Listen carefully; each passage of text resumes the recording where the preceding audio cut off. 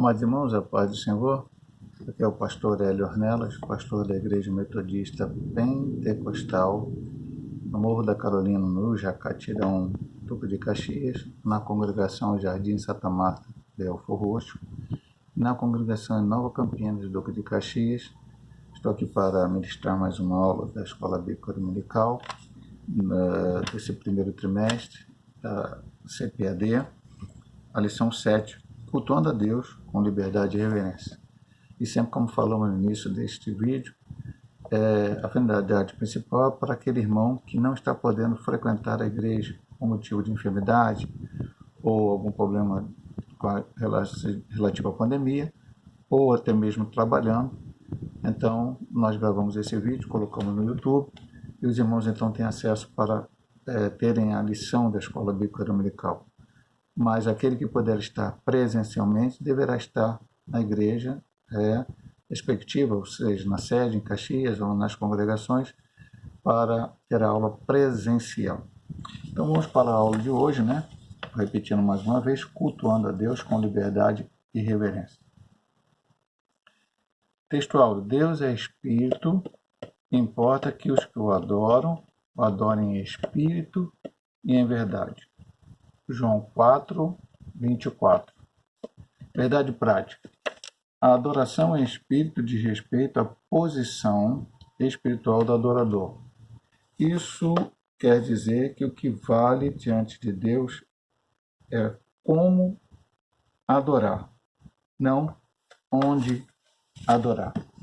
Sempre a verdade prática nos traz um ensinamento importante, e esta verdade prática aqui também vai nos trazer uma das partes que ele quer colocar aqui. Não é a lição inteira, mas é uma parte do que ele quer dizer para nós, é que nós estamos falando aqui de cultuar a Deus, nós estamos falando de adoração, e não é aonde, é o lugar, é como devemos adorar. Você pode adorar a Deus aonde você estiver. Logicamente não vamos ver do culto, na igreja, o culto coletivo, tudo mais. Mas vamos ver como deve ser feita essa adoração.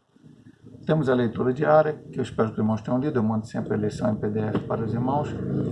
E agora vamos para a leitura bíblica em classe, que se encontra em 1 Coríntios 14, do 26 ao 32. Que fareis, pois, irmãos, quando vos ajuntais? Cada um de vós tem salmo, tem doutrina, tem revelação, tem língua, tem interpretação. Faça-se tudo para edificação. E se alguém falar língua estranha, faça-se isso por 2, ou quando muito 3, e por sua vez, e haja intérprete. Mas se não houver intérprete, esteja calado na igreja, e faça consigo mesmo, e fale consigo mesmo com Deus. Falem 2 ou 3 profetas, e os outros julguem. Mas se a outro que estiver assentado for revelado alguma coisa, cale-se o primeiro. Porque todos podereis profetizar, uns depois dos outros, para que todos aprendam e todos sejam consolados. E os espíritos dos profetas estão sujeitos aos profetas. O objetivo geral do autor desta lição é conscientizar que no culto pentecostal há liberdade e reverência.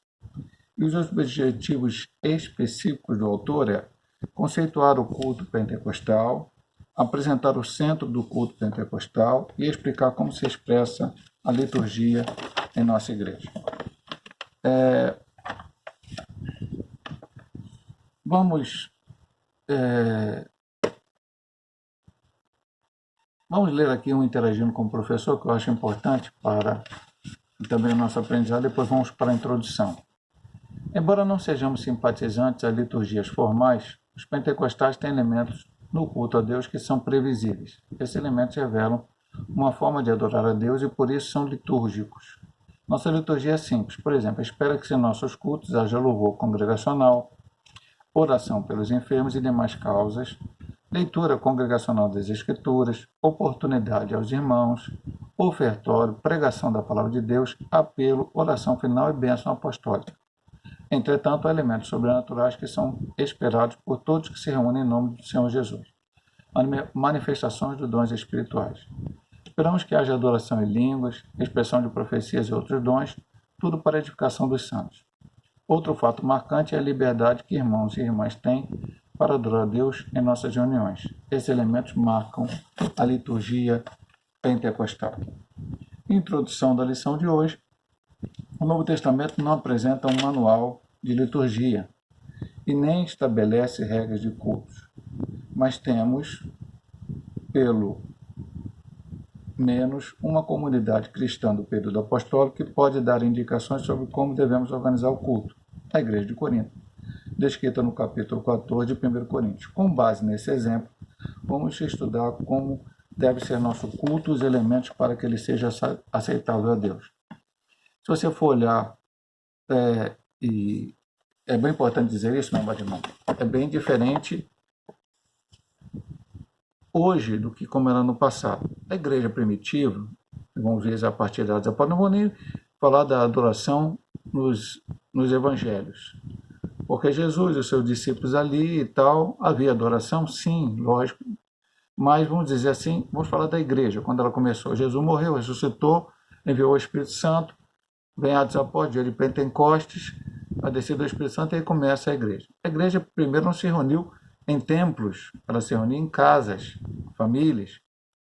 Mais adiante, na história da igreja, então foram separados lugares para reunião, e aí começou a se colocar desta forma. Então, uma liturgia não poderia até ser colocada naquele tempo, porque não havia nem templo, nem lugar separado para adoração entre os primeiros cristãos. Mas ele cita aqui que, na carta aos 1 Coríntios, capítulo 14, o apóstolo São Paulo dá uma ideia de como que a igreja de Corinto organizava o seu culto. E é a partir daí que nós vamos tentar entender como deve ser o culto, a adoração na casa do Senhor. Então vamos para o ponto número 1, que é o culto pentecostal, liberdade e reverência.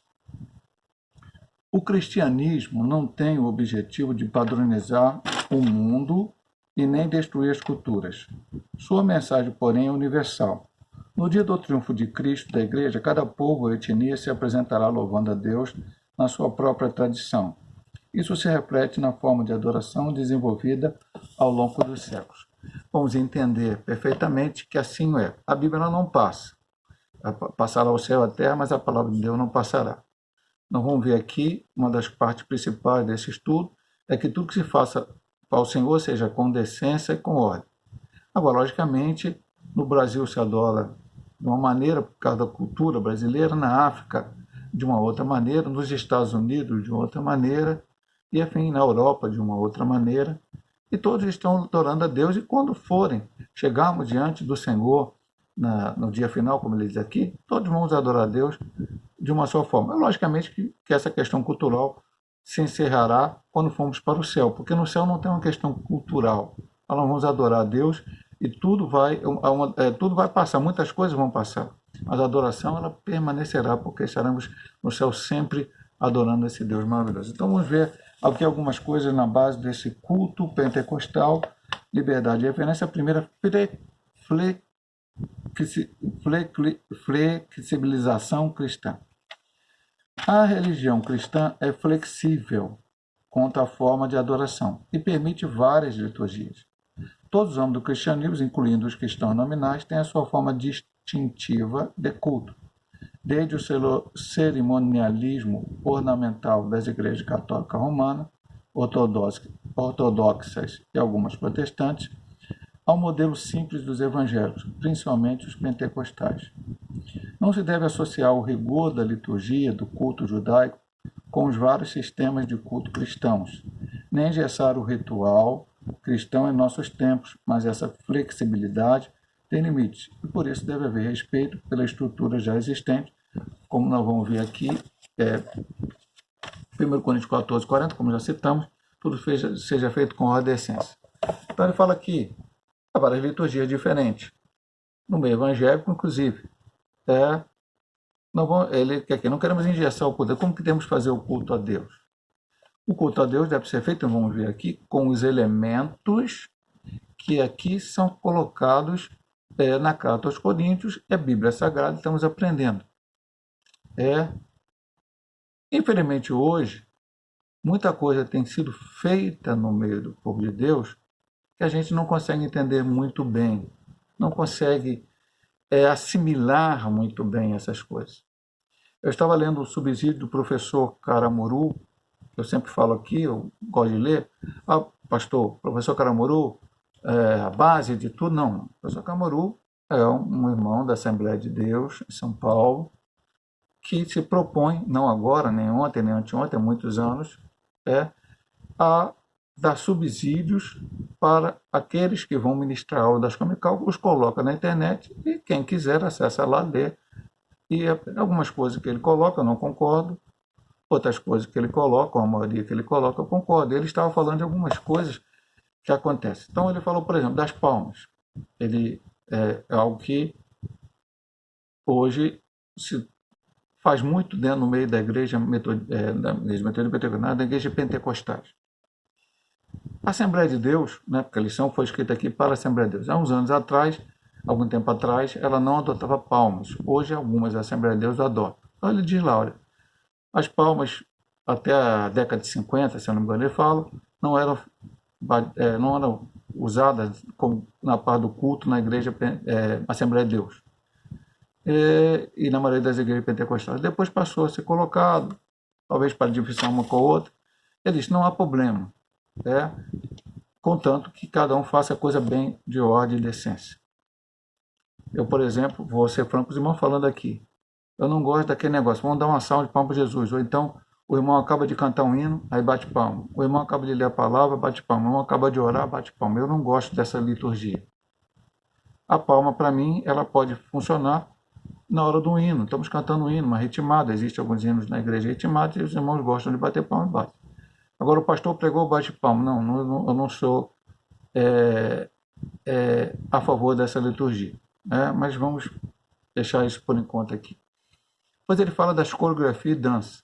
Não concordo de maneira nenhuma, e ele também não concorda, o professor Caramuru, coisas que foram trazidas para o meio da igreja, e eu francamente não consigo entender por quê. Por que você tem que cultuar Deus, cantar um hino, e as pessoas têm que fazer gestos? Dão muitas desculpas, Moisés não sei o quê, Miriam dançou, e Davi dançou, mas é o que o professor Caramuru fala. Nunca fizeram isso no meio de um culto racional, no culto que estavam dando a Deus, na liturgia judaica. Foram momentos separados de alegria por uma situação. Miriam, porque havia atravessado o Mar Vermelho, e Davi, porque estava trazendo a arca. Depois ele fala do teatro.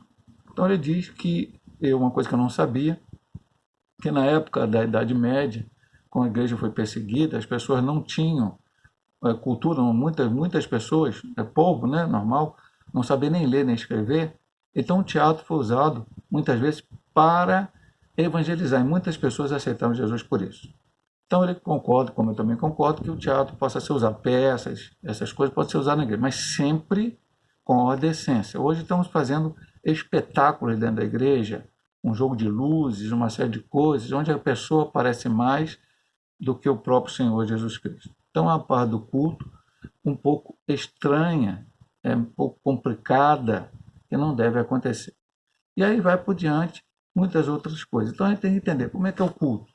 O culto é bíblico. Hoje, infelizmente, estão colocando. Eu vou colocar uma outra coisa, meu amado irmão. Lógico que é uma opinião minha, um pensamento meu. Nem vou dizer que dentro da igreja metodista pentecostal possa, de repente, uma outra igreja acontecer diferente. Já visitei algumas igrejas e vi que hoje há uma situação. Ministério de louvor, que canta durante 1 hora, e o povo canta junto, fica em pé, ou sentado, enfim, como for. Quando esse ministério de louvor acaba de cantar, então passa ao pregador, seja ele quem for, pastor, um convidado, enfim, prega ali o tempo que tem que pregar, e depois então faz ali, algum momento recolhe as ofertas, em algum momento ora pelos enfermos, e depois termina o culto. Na igreja a qual pastoreio, eu gosto que os irmãos tenham a oportunidade. Mesmo aquele irmão que muitas vezes vai lá na frente e não canta bem, às vezes não fala até bem, vamos dizer assim, né? Usa palavras mas não tem problema. Ele está ali na liberdade do Espírito para dar testemunho e falar das coisas de Deus. Então, eu penso dessa maneira. Então, o culto é alguém dirigindo, assim que nossa igreja faz, canta-se o hino primeiro, que se lê a palavra, passa-se a oportunidade. Agora, por causa da pandemia, a gente está deixando a oferta para o final. O pregador prega com liberdade do Espírito Santo. Depois a oração da fé e também recolher as ofertas e a oração da fé. E tudo seja para a glória de Deus. Vamos aqui para o ponto 2. O culto. O termo culto é sinônimo de adoração. O nosso enfoque é no sentido de adoração. Esta palavra é traduzida do grego latreia. Serviço, adoração, do verbo latreo, servir, prestar culto e adorar. A Septuaginta, falamos semana passada, repetimos, Septuaginta é a tradução de cerca de 70 sábios gregos em Alexandria, mais ou menos uns 300 anos antes de Cristo. Eles traduziram o Antigo Testamento hebraico para o grego. Isso foi muito importante na hora da igreja pregar a palavra. Septuaginta emprega latreia para traduzir o hebraico avodá, serviço e culto. Esta palavra aparece com esse sentido 3 vezes no Novo Testamento. Romanos 9,4, Hebreus 12,1, vosso culto racional, Hebreus 9,1. O que queremos dizer com a expressão culto pentecostal? É a nossa liturgia, é a forma como adoramos a Deus. Então a palavra latreia, latreou, avodá em hebraico, é serviço, é culto, é algo prestado a Deus. Quando reunimos para cultuar, o culto é a Deus. E até vou falar uma coisa, que inclusive o pastor José Manuel falou conosco, acho que no concílio regional, conversou com os pastores, enfim, sobre uma coisa que também o professor Caramuru falou. Então hoje há muitos modismos na igreja. Um dos modismos recentes é pintar a igreja de preto e ficar tudo escuro, ou uma cor bem escura. E qual que essas pessoas dizem?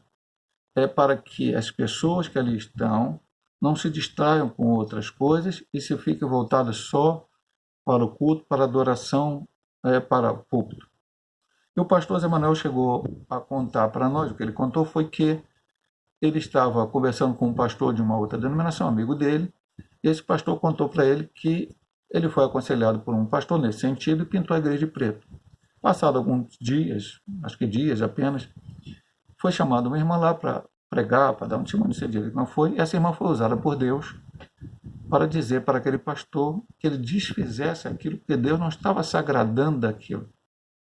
E aí ele ouviu a voz de Deus, entendeu que aquela irmã era usada por Deus, e aí desfez. E aí ele conversava com o pastor sobre isso. Aí o pastor disse, o pastor Zé Manuel disse para ele, sabe por que acontece? As pessoas pintam de preto, fazem essas coisas, porque lá no púlpito, a palavra que está vindo, o ensinamento que está vindo, já não é na direção do Espírito Santo. Então tem que fazer subterfúgios. E hoje se faz muito subterfúgio para chamar a atenção. Só que aqui o culto, meu amado irmão, vamos prestar atenção, culto é adoração a Deus. Como eu já disse em várias lições passadas, e tenho dito muitas vezes nas pregações, não é sobre o culto, mas o que João Batista disse. E eu volto a dizer, este homem, a Bíblia diz, entre nascido de mulher, não houve profeta maior do que ele. Ele disse, ele olhou para Cristo e disse, é necessário que ele, Jesus, cresça e que eu, João Batista, diminua. Então, meu amado irmão, o culto é adoração a Deus. Não é adoração ao homem. Não é o que prega bem, não é o que canta bem, não é o que toca bem, não é o que mexe bem nas aparelhagens, enfim, que sabe fazer uma boa mixagem, sei lá o quê, enfim, não. O culto é a Deus. Então nós vamos adorar a Deus. E aí eu digo para o irmão uma coisa, vamos tentar, se for possível, em cada igreja ter uma aparelhagem de som melhor, um microfone bom, que não haja microfonia, alguém que toque bem, tudo bem, meu marido. Mas se nós não tivermos nada disso, e muitas igrejas pequenas são assim, muitas igrejas, congregações, em algum lugar, são assim, temos só uma caixinha de som, às vezes não tem nem quem toque, os irmãos vão cantando ali, batendo palma, os irmãos vão ali cantando, às vezes até com ritmo fora de ritmo, mas se aquilo está de decoração, aquilo é uma adoração, está sendo prestado a Deus, então Deus recebe em seu trono de glória, Deus recebe em seu trono de graça, e é isso que Deus quer, é serviço a Ele, adoração, verdadeiramente culto prestado a Ele. O culto é dado a Deus, somente a Deus Ele tem que receber. O homem tem que diminuir e Deus tem que crescer. Vamos para o terceiro ponto. Agora, reverência no culto. Lembrando que o ponto é culto pentecostal, liberdade e reverência. Vimos aqui a flexibilização, o culto e agora a reverência no culto. Adoração a Deus é o momento mais sublime na vida humana. Significa essencialmente o reconhecimento, a celebração e a exaltação da majestade divina. Por isso, deve ser oferecida com reverência. Faça-se tudo decentemente e com ordem. O apóstolo está se referindo ao culto de adoração. O culto ao diálogo de Deus com o seu povo é um momento de reverência. Havia acima do púlpito do templo da Assembleia de Deus, desde um dia aí, e aí eu quero fazer uma colocação, o pastor Ezequiel Soares é o pastor que está escrevendo essas lições para nós nesse trimestre. Ele é o pastor presidente da Assembleia de Deus de Jundiaí. Então lá havia: guarda o teu pé quando entrares na casa de Deus. Eclesiastes 5:1. Alguém duvidaria que, se o rei Salomão vivesse em nossos dias, a mensagem seria: desliga o teu celular quando entrares na casa de Deus? Adoração é um momento de conexão com o céu, não com a internet. Ele focou aqui mais na questão do celular. Vamos falar algumas coisas aqui. E é verdade, meu amado irmão. Veja bem, vamos lá. E o professor Caramuru falou uma coisa, e eu já falei muitas vezes isso na nossa igreja. Eu, quando entrei na igreja metodista pentecostal no Jacatirão, eu vim da igreja metodista tradicional, e lá eu reparei uma coisa que por muito tempo funcionou bem. É uma igreja pequena, bem pequena mesmo, né? Não é a igreja hoje, a igreja hoje é maior, foi construída, né? Foi inaugurada em 96, se não me engano, acho que em 96 foi inaugurada. Era uma igreja pequena, outra, antiga, lá do tempo do pastor Enésio, pequena e tal.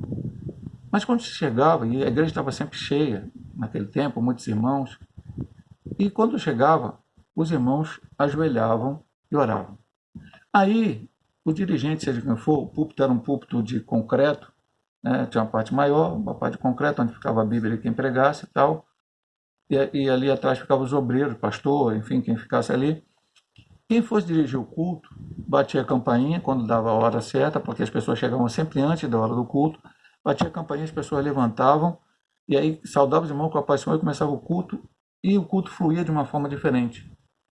Hoje você chega na igreja, não estou falando dos outros não, posso até falar de mim mesmo. A gente chega na igreja, vai conversar com o irmão, conversar com o outro, vai ver uma situação, vai ver com o outro, e às vezes o culto, muitos chegam até atrasados no culto, e o culto vai começar já meio fora da hora, e numa correria, numa situação, pensando por que as pessoas esqueceram desta reverência no culto.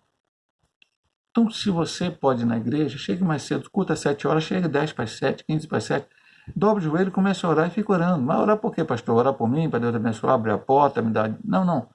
Aquela oração deve ser principalmente para que Deus salve almas, que vidas entre ali sejam libertas, que Deus possa operar suas maravilhas, que Deus possa batizar com o Espírito Santo, que os dons possam se manifestar, enfim, tudo referente ao culto, à adoração a Deus.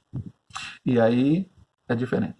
Mas hoje, meu amado, além disso, nós estamos no século XXI, e desde o século XX, existe uma coisa chamada celular.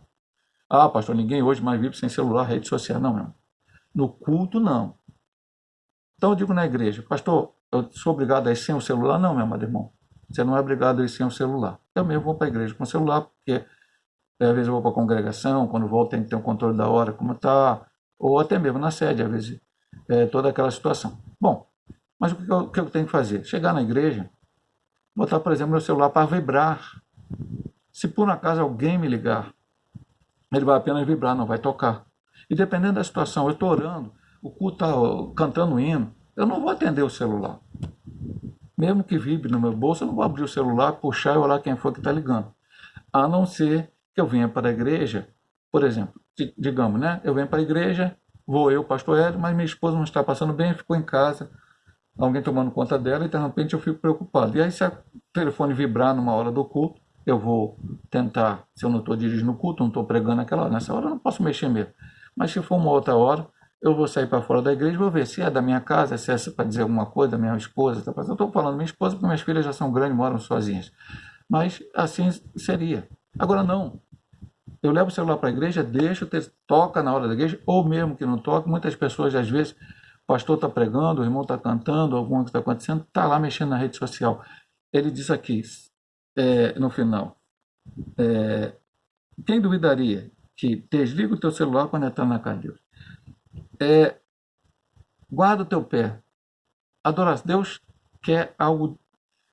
Nós estamos ali para adorar a Deus, meu amado irmão. Temos que esquecer do resto.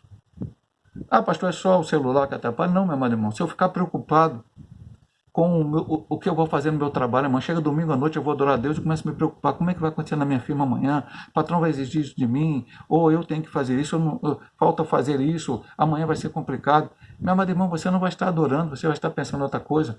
Ou uma irmã que é dona de casa fala, caramba, eu não lavei a roupa ainda, amanhã eu tenho que lavar a roupa. Como é que vai ser? Será que vai fazer sol? Será que vai fazer chuva? Será que como é que vai ser? Não, meu amado irmão, você entrou ali, entra na casa de Deus e se esquece de tudo que está lá fora. Sentou ali para adorar, para servi-lo, para cultuá-lo. E por que nós vamos cultuar Deus? Vamos cultuar Deus para quê? Por quê? Ah, porque se eu cultuar Ele, Ele vai me dar bênção. Não, meu irmão, essa é a coisa mais triste que eu vejo. Deus não é Deus de troca. Você vai cultuar Deus porque Ele é. Você vai cultuar Deus porque Ele é santo, porque Ele quer adoração. Ele merece adoração. Só Ele que deve ser adorado. Então nós vamos para a igreja para adorar. Tudo tem que ficar para fora. Esquecer os problemas. Ah, pastor, eu estou angustiado, eu estou com um problema sério. Vá para a igreja, que o Espírito Santo, o Consolador, vai estar ao teu lado, vai te dar força. Outra coisa, meu amado irmão, importante até aqui, não tem um pouco a ver com a reverência, não. Veja bem, quando Deus começa a falar no culto, quando o pregador vai pregar. Não. Quando o irmão saúda, eu falo assim, eu saúdo os irmãos com a paz do Senhor, Deus já começou a falar. E Deus vai falar através do hino cantado no início. Então, não é cantar o hino por cantar. Aí chega lá, vamos cantar. Nós abrimos você canta automaticamente. Não. Você vai pensar em cada palavra daquele hino que não tem a inspiração bíblica, não é uma inspiração bíblica, mas é uma inspiração também que Deus deu a esses autores para escreverem hinos que vão falar o nosso coração também. O irmão que está dizendo no culto vai abrir a Bíblia, vai ler uma leitura introdutória, ou ele vai escolher alguém, e alguém vai ler a leitura introdutória, e aí você vai ouvir aquela palavra e ela fala ao teu coração. O irmão vai lá, tem uma oportunidade, vai dar um testemunho, vai ler um texto, vai cantar um hino, seja da harpa, seja um hino avulso, e Deus já falando, e no conjunto de tudo isso, Deus já falando. Aí você já fala assim, pastor, mas aquele hino ali não falou nada comigo. Não falou com você, mas está falando com outra pessoa. Então você está ali para adorar, a adoração faz parte, isso faz parte. Você está ali para pedir a Deus que fale comigo, com o irmão que está do lado, que o som chegue lá fora e fale com aquele que está lá fora, muitas vezes desviado ou não crente, que fale ao coração dele para que ele aceite a Cristo como Salvador. Então estudamos aqui a introdução, o primeiro ponto desta lição, e vamos ter agora um segundo vídeo, onde vamos estudar o segundo, terceiro ponto e a conclusão.